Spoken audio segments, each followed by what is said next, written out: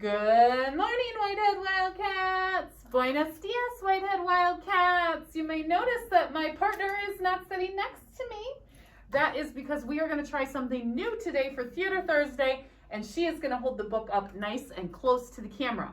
So it is Thursday, March 4th, Theater Thursday, and we have a very special book for you today. All right, kiddos, I'm off screen, but I'm about to read Rosie Revere, Engineer by Andrea Beatty. And I'm doing it particularly because this is Women's History Month, and it makes me think of all the girls in the school. And I wonder what you're going to be when you grow up. This is the story of Rosie Revere, who dreamed of becoming a great engineer. In Lila Greer's classroom at Blue River Creek, young Rosie sat shyly, not daring to speak. But when no one else saw her, she peeked in the trash for treasures to add to her engineer's stash. And late at night, Rosie rolled up her sleeves and built in her hideaway under the eaves. Look at that. Alone in her attic, the moon high above, dear Rosie made gadgets and gizmos she loved. And when she grew sleepy, she hid her machines far under the bed where they'd never be seen. When Rosie was young, she had not been so shy. She worked with her hair sweeping over one eye and made fine inventions for uncles and aunts, a hot dog dispenser and helium pants. You should see this picture, Mrs. Randall. I see it on the cover. Oh. The uncle she loved most was zookeeper Fred. She made him a hat to keep snakes off his head from parts of a fan and some cheddar cheese spray, which everyone knows keeps the pythons away. Oh, really? And when it was finished, young Rosie was proud, but Fred slapped his knee and he chuckled out loud. He laughed till he wheezed and his eyes filled with tears, all to the horror of Rosie Revere, who stood there, embarrassed, perplexed, and dismayed. She looked at the cheese hat and then looked away. "I love it," Fred hooted. "Oh, truly I do." But Rosie Revere knew that could not be true. She stuck the cheese hat on the back of her shelf and after that day kept her dreams to herself.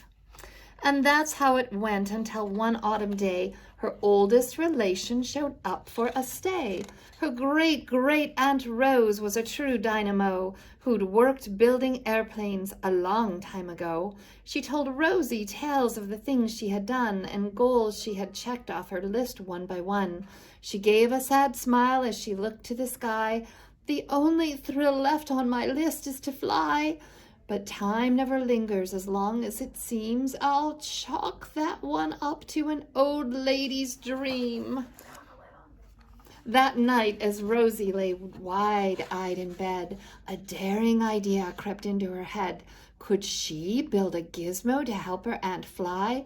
She looked at the cheese hat and said, "No, not I." But questions are tricky, and some hold on tight, and this one kept Rosie awake through the night. So when dawn approached and red streaks lit the sky, young Rosie knew just how to make her aunt fly. What do you think, Mrs. Randall? How do you think she's going to do that? With parachute pants. She worked and she worked till the day was half gone, then hauled her cheese copter out onto the lawn to give her invention a test just to see the ridiculous flop it might turn out to be. Oh, surprised. Oh, wait, I can't see this.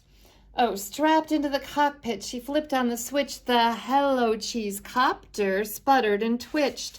It floated a moment and whirled round and round, then froze for a heartbeat and crashed to the ground. Oh, no. Right. Then Rosie heard laughter and turned round to see the old woman laughing and slapping her knee. She laughed till she wheezed and her eyes filled with tears, all to the horror of Rosie Revere, who thought, "Oh no, never, not ever again will I try to build something to sputter or spin or build with a lever, a switch, or a gear, and never will I be a great engineer." She turned round to leave, but then Great Aunt Rose grabbed hold of young Rosie and pulled her in close and hugged her and kissed her and started to cry. "You did it! Hooray! It's the perfect first try! This great flop is over. It's time for the next." Young Rosie was baffled, embarrassed, perplexed. "I failed," said dear Rosie. "It's just made of trash. Didn't you see it? The cheese copter crashed." "Yes," said her great aunt, "it crashed. That is true. But first it did just what it needed to do. Before it crashed, Rosie, before that, it flew. Your brilliant first flop was a raging success. Come on, let's get busy and on to the next." She handed a notebook to Rosie Revere, who smiled at her aunt as it all became clear. Life might have its failures, but this one was not it. The only true failure can come if you quit. They worked till the sun sneaked away to its bed. Aunt Rose tied her headscarf round Rosie's head and sent her to sleep with a smile ear to ear, to dream the bold dreams of a great engineer. At Blue River Creek, all the kids in grade 2 build gizmos and gadgets and doohickeys too. With each perfect failure, they all stand and cheer, but none quite as proudly as Rosie Revere. The end. Aww. Oh, gosh. What a great book about thinking, dreaming, creating, inventing, having flop after flop after flop, but never giving up. Right, persevering. Oh, that's a great word. It Perseverance, kiddos. You can be whatever you want to be, and you will make mistakes. By Yep. golly, you will. I still do. I do too. Over and over. Hopefully we learn from the mistakes Hopefully. as we make new ones. Yeah. That's life. That's life. All right, lunch? We are. So for lunch today, you're going to have chicken tenders or a chef salad with a breadstick. Oh, that hasn't been around for a while. I know, that sounds good, It right? does. Also with peaches and fresh mixed veggies with dip. I'm not going to question that one again. I got it I out. got it. All right, and for breakfast tomorrow, ooh, you're going to have banana bread. Oh, it's so good. I love their Ooh, banana bread. Really? And a juice box. Oh, okay. All right, we've got some birthdays. Yay. We've got some birthdays. Monica Clark in 5th grade. Woohoo. And Eli Trejo in 2nd grade. Yay. Happy birthday, Happy kiddos. birthday. All right. Time for the pledge. Yep, let's stand. Let's see. All right. I think we're going to make it. All right. Oh, we did. We're still in. Okay. Ah.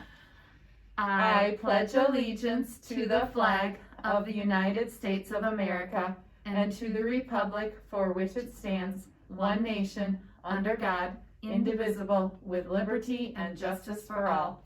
I will be respectful. I will be respectful. I will be responsible. I will be responsible. I will be safe. I will be safe. I will be kind. I will be kind. And I will do my best today for... This day will come no more. Make it a great one, kiddos. Bye. Bye.